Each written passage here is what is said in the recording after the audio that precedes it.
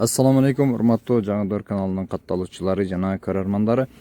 Мына ушул таза кандуу эки баш афган кой, эки козусу менен бирөөсүнүн козусун көрүп турасыздар. Чоңоюп калган жакшы эркек козулу. Куйруктары тике, ачык, разрези бар. Бойлору 90га жакын. Арканкы ак кой 4 тиш. Ал эми берки чоң козунун энеси 8 тишке өткөн. Бойлору 90га жакын. Балары экөөнө 4 башка 150 миң сом бир аз кем бар туугандар. Жайгашкан дареги Баткен шаарында турат. Баткен областы, Баткен шаары. Бардык багыттарга жеткирип берүү уюштурулат туугандар.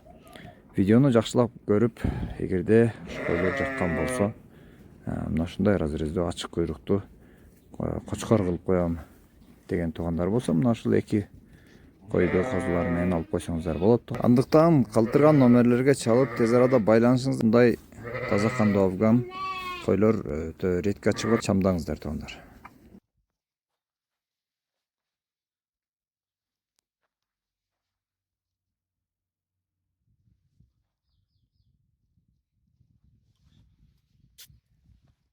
Кой өтүп кетпесин. Тос тур. Тос жүрмөк.